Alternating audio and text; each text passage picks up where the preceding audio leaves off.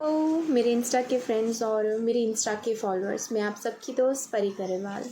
आज बहुत दिनों के बाद मैं आपसे एक वायरल टॉपिक के ऊपर बात करने जा रही हूँ। ये वो टॉपिक है जो आपको हर यूट्यूब और हर इंस्टाग्राम फेसबुक पे मिल जाएगा। ये टॉपिक का नाम है ट्विन फ्लेम्स एंड सोलमेट। ठीक है, तो सबसे पहली बात तो यहाँ पर ट्विन फ्लेम्स को लेकर ना लोगों ने अलग अलग कॉन्सेप्ट्स बना दिए हैं, जो कि ऐसा है नहीं। मतलब कहीं ना कहीं वहाँ पर उन चीज़ों को लोगों को मिसगाइड किया जा रहा है ट्विन फ्लेम्स के नाम पर। ट्विन फ्लेम्स के नाम पर कहीं ना कहीं कोर्सेज बनाए जा रहे हैं, जो कि गलत है। आज मैं आप लोगों को बहुत इजी वे में इस चीज़ के बारे में बता दूंगी। आई होप कि आप लोग समझ सके। ठीक है, कई यहाँ पर लोग बात कर रहे हैं ट्विन फ्लेम्स में, कार्मिक्स की भी बात कर रहे हैं, सोलमेट्स की भी बात कर रहे हैं। ठीक है, ट्विन फ्लेम नार्सिसिस्टिक की भी बात करें तो सबसे पहले ट्विन फ्लेम्स हैं क्या और वो क्यों आते हैं धरती पर। मैं आज ये आपको एक चीज़ बताना चाहूँगी कि ट्विन फ्लेम्स हैं क्या। ट्विन फ्लेम्स एक ही सोल के दो हिस्से हैं जो कि स्प्लिट कर दिए गए हैं। ठीक है, एक को हम लोग फेमिनाइन के नाम से बुलाते हैं, एक को हम लोग मस्कुलाइन एनर्जी के नाम से बुलाते हैं। जैसे मेल एंड फीमेल होता है ना, सेम वैसे ही। ठीक है, आपस में ये बहुत ज़्यादा टेलीपैथिकली काफ़ी इंटरकनेक्टेड रहते हैं, बाय सोल वाइज ये काफ़ी इंटरकनेक्टेड रहते हैं। ठीक है, अब इसका जो एक मेनली कॉन्सेप्ट है, लोग बोलते हैं कि ट्विन फ्लेम ऐसा है, ट्विन फ्लेम वैसा है, और यहाँ पर एक और चीज़ की गलती करते हैं। सबसे पहले तो ट्विन फ्लेम यहाँ आते क्यों हैं? ट्विन फ्लेम्स धरती पर इसीलिए भेजे जाते हैं ताकि वो सोसाइटी के जो ओल्ड पैटर्न्स हैं, ओल्ड नॉर्म्स हैं, मतलब जो कि लोगों को सर्व नहीं करते, इंसानियत को सर्व नहीं करते, वो उन चीज़ों को चेंज कर सके। लोगों के देखने के नज़रिए को वो बदल सके, सोसाइटी के देखने को नज़रिए को वो बदल सके। इसी वजह से इसमें एक पर्सन बहुत प्रैक्टिकल होता है, जो कि कर्मा डीलिंग करता है। कर्मा डीलिंग का मतलब होता है जो हम लोग रोज़मर्रा की ज़िंदगी में हम लोग काम करते हैं ना, हमारे रिलेटिव्स, हमारे दोस्त, हमारे कोलीग्स, हमारा काम, हमारे फाइनेंसेस, हर चीज़, करियर, राइट। तो ये कर्मा डीलिंग है। ठीक है, इसे मस्कुलाइन यानी कि मेल एनर्जी। अगर रियल लाइफ में भी आप देखो तो मेल्स ऐसे ही तो होते हैं, दे ऑलवेज एक्सपेक्ट दैट कि वो काम करेंगे, है ना, अपनी पूरी फैमिली को टेक केयर करेंगे। तो कॉन्सेप्ट सेम ही है। ठीक है, बस इसमें कुछ इंटेंस एनर्जीज आ जाती हैं, तो वो मैं आज आपको बताना चाहूँगी। इसी तरह से जो फेमिनाइन्स होती हैं यानी कि जो फीमेल एनर्जीज होती हैं, जैसे कि आपको पता ही है, वो जो मेल्स होते हैं, उनकी फैमिलीज़ होती हैं, वो उनको बोलते हैं कि आपको घर गृहस्थी संभालनी है, आप ज़्यादा काम नहीं कर सकते। अगर आपको बाहर जाके काम भी करना है तो आपको घर पे आके घर गृहस्थी को संभालना होगा। एक तरह से कंट्रोलिंग बिहेवियर दिया जाता है फेमिनाइन को सोसाइटी के अकॉर्डिंग कि फीमेल ये नहीं कर सकती, वो नहीं कर सकती। तो जो ट्विन फ्लेम्स आते हैं वो इन चीज़ों को चेंज करने आते हैं। जो सोसाइटी ने एक धारणा बना ली है ना गलत, अपने सेटिस्फैक्शन के लिए, तो उन्हें वो चेंज करने आते हैं। बट यहाँ पर प्रॉब्लम पता क्या हो रही है, यहाँ पर गलतियाँ जो सबसे ज़्यादा हो रही, मैं एज बीइंग अ फीमेल होकर मैं आज खुद आप लोगों को ये बात बोल रही हूँ। ठीक है, मस्कुलाइन्स गलत होते हैं बिकॉज वो इमोशनल कम होते हैं, वो लॉजिकल ज़्यादा होते हैं। उनको हमेशा अपना पैसा, अपना रुतबा, अपनी सेल्फ रिस्पेक्ट, अपनी फैमिली, अपने दोस्त, अपना करियर, इन सारी चीज़ों से उनको बेइंतहा मोहब्बत होती है, बहुत ज़्यादा प्यार होती है। उसके अलावा उनको किसी की फीलिंग्स दिखाई नहीं देती। ठीक है ना, ख़ासतौर पे उस पर्सन की तो बिल्कुल भी नहीं जो उसी का स्प्लिट सोल है और वो उसी को बिलोंग करता है। ठीक है, जब वो उससे प्यार करता है वो पर्सन, तो वो उसको वैल्यू नहीं करते। और जो फेमिनाइन्स होती हैं वो क्या करती हैं कि वो उन्हें चेज़ करती है। चेज़ का मतलब ये है कि वो इतनी ओवर इमोशनल होती हैं, इतनी ज़्यादा ओवर इमोशनल होती है कि उनको ऐसा लगता है कि अगर मस्कुलाइन उनको छोड़कर चले जाता है तो वो उनके बिना जी नहीं पाएंगी। पर दोनों प्रोस्पेक्ट में वो दोनों लोग पता क्या भूल जाते हैं कि आप दोनों यहाँ पर सिर्फ अपने लिए अकेले नहीं आए हो। और इनर वर्क का यहाँ मतलब जानते हो, इनर वर्क का मतलब क्या है? इनर वर्क का मतलब है अपनी थॉट्स को बदलना, अपनी थॉट्स के पैटर्न को चेंज करना, अपने बिलीफ सिस्टम को बैक टू बैक चेंज करते रहना। ये ट्विन फ्लेम जर्नी का जो मेन कॉन्सेप्ट है या मेन आप उसका काम कह लो, ये वो है। ठीक है, तो जो ट्विन फ्लेम्स होते हैं ये उन्हें चेंज करते हैं। अब जैसे मेरे पास कई काउंसलिंग्स आती हैं, मैं नाम नहीं लेना चाहूँगी किसी भी पर्टिकुलर किसी भी पर्सन का। लेडीज़ आती हैं मेरे पास, फेमिनाइंस आती हैं मेरे पास, मैरिड, खुद मैरिड होंगी, ठीक है, अपने हस्बैंड अपने बच्चे के साथ रह रही होंगी। और जो मैं जज नहीं कर रही हूँ, तो प्लीज़ आप लोग ऐसा मत सोचिएगा कि मैं जज करूँ, मैं सिर्फ आपको एक बेस्ट गाइडेंस देने आई हूँ कि कैसे आप ट्विन फ्लेम जर्नी को जल्दी से जल्दी आप पूरा कंप्लीट कर सकते हो, और एग्जैक्ट मीनिंग ट्विन फ्लेम्स का क्या है, क्या करना है। आप लोग इनर वर्क के पीछे पड़े हो, समझो तो सही कि इनर वर्क है क्या। आज मैं आपको क्लियर करती हूँ, ठीक है। तो वो पर्सन मैरिड है अपने हस्बैंड के साथ, उसका बच्चा भी है, और काफ़ी फेमिनाइंस ऐसी हैं, ठीक है। और उनके जो पार्टनर हैं, उनमें से कुछ पार्टनर उनके मैरिड हैं, उनकी भी आगे फैमिली है, या कोई अनमैरिड है। तो प्यार दोनों में है, बट दोनों के अंदर इतना स्ट्रेंथ, इतना करेज नहीं है कि वो अपने प्यार के लिए स्टैंड ले सके। अपने पार्टनर को भी चीट कर रहे, अपने इन लॉज को भी चीट कर रहे, अपने बच्चों को भी चीट कर रहे, दोनों जगह से। तो आप सोचो कर्मा क्लिनजिंग कहाँ से हो रही है आप लोगों की। और ये यूट्यूब पे जो चैनल बने हुए हैं, ये बोल रहे कर्मा क्लिनजिंग है। आप अपने अंदर गिल्ट मत फील करो, मैं भी नहीं कहती कि आप लोग अपने अंदर गिल्ट फील करो, आपको गिल्ट फील करने की बिल्कुल भी आपको ज़रूरत नहीं है। बट आप इस तरह से ये चीज़ तो समझो कि आप वहाँ पर कहीं ना कहीं अपना कर्मा क्रिएट कर रहे हो, जो कि बिल्कुल भी अच्छी बात नहीं है। अगर प्यार करने की हिम्मत है और आपको लगता है कि आपका पार्टनर आपके लिए स्टैंड ले रहा है, चलो पार्टनर स्टैंड नहीं भी ले रहा, if you are not happy with your marriage life, तो अपने अंदर इतना स्ट्रेंथ, अपने अंदर इतना करेज तो लेकर आओ कि आप अपने लिए स्टैंड ले सको, आप उस शादी से निकल सको, आप दूसरों के लिए मिसाल बन सको, उन बाकी सभी फेमिनाइंस के लिए जो कि ये सारी चीज़ें, अब्यूजिंग बिहेवियर अपने इन लॉज का, अपने हस्बैंड का, अपनी फैमिली का, लोगों का, ये सब झेल रही हैं। एटलीस्ट आप उसके लिए तो खड़े हो। ट्विन फ्लेम है क्यों उनको पावरफुल सोल कहा जाता है? बिकॉज वो अपने राइट्स के लिए खड़े होते हैं, अपने हक के लिए खड़े होते हैं। जो चीज़ उनको सही लगती है ना, वो उस चीज़ के लिए खड़े होते हैं। और even I am talk about like the masculine energies को भी मैं एक चीज़ बोलना चाहूँगी। मस्कुलाइन एनर्जीज, आप जो भी हो, डिवाइन मस्कुलाइंस जो कि मेल्स हैं, उनकी बात मैं करना चाहूँगी। देखिए, आप सिर्फ यहाँ पर अपने काम के लिए पैसा कमाने, अपने परिवार को सेटिस्फाई करवाने, या आप अपने दोस्तों को सेटिस्फाई करवाने नहीं आए हैं। आपका एक सोल पर्पस है। अगर आप कर्मा से डील कर रहे हैं ना, तो आपका यहाँ आने का मतलब है कि आप लोगों के थॉट्स को चेंज करो, आप लोगों की सोच को बदलो। आप सोच को बदल नहीं रहे हो, बल्कि आप उस सोच को और ज़्यादा स्ट्रॉन्ग करते जा रहे हो, जो कि सदियों से चलती आ रही है।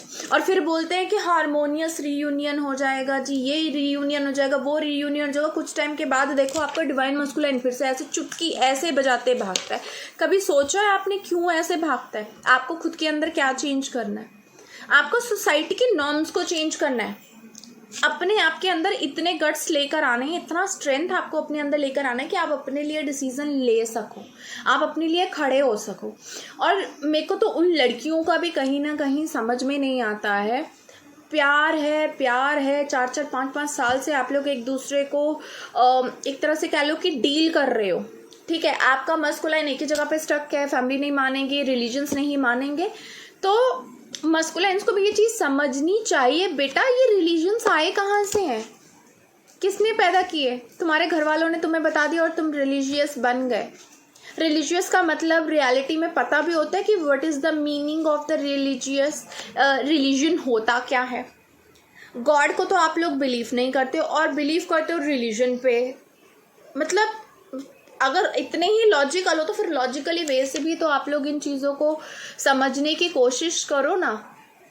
मतलब आप लोगों की दुनिया सिर्फ घर, परिवार, काम और पैसे तक ख़त्म हो गई है। धरती पर आप ये सब नहीं करने आए। और प्लीज़ ये जो ट्विन फ्लेम का आप लोग डंका बजा रहे हो, मैम हम ट्विन फ्लेम है, हम ट्विन फ्लेम है, पहले आप मुझे ये बताओ खुद के लिए क्या किया, सोसाइटी के लिए क्या किया, लोगों के लिए क्या किया। सोसाइटी को तो आप बदल नहीं सके। और फेमिनाइंस की मैं बात कर लेती हूँ। इतनी डिस्टॉर्टेड फेमिनाइंस हैं, बोलती हैं कि हम लोग डिवाइन फेमिनाइंस हैं। पहली बात तो अपने आप को डिवाइन लगाना बंद कर दो, अपने आप को फेमिनाइंस कहो आप लोग, ठीक है। फीमेल ही बोलोगे आप, अपने आप को डिवाइन नहीं बोल सकते। डिवाइन का मतलब क्या होता है? वो अपने आप पर डिपेंडेबल होती है, ठीक है। वो अपने डिसीजंस खुद लेती है, कभी किसी के ऊपर को डिपेंडेंट नहीं होती है। मेरे पास ऐसे बहुत सारे क्लाइंट्स आए, अभी हाल ही में हो गए 1-2 महीने से मैं कंटिन्यूसली डील कर रही हूँ, ठीक है, लोगों के साथ। और रोज़ की रोज़ मेरी love counselling, twin flame, soulmate, इस तरह की मेरी काउंसलिंग्स हो रही हैं। और मैं बैक टू बैक यही देख रही हूँ, घर से परेशान है, सोल्यूशन इज शादी कर लो विदाउट थिंकिंग।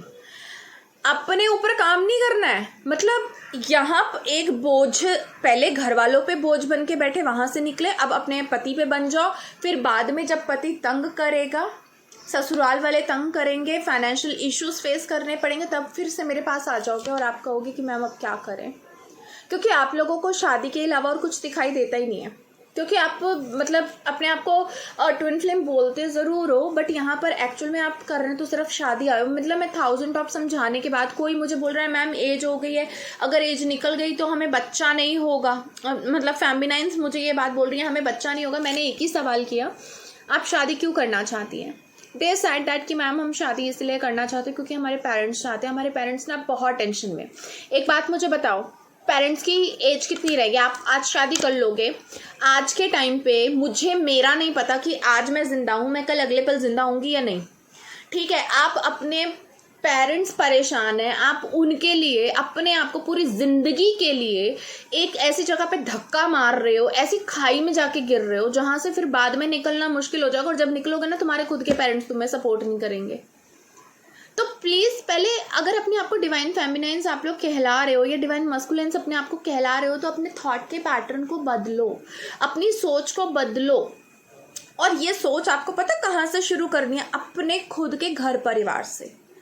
आउटर तो आप सोसाइटी के तो बाहर आप बहुत बाद में जाओगे, पहले तो वो चीज़ें आपको अपने घर में ठीक करनी है।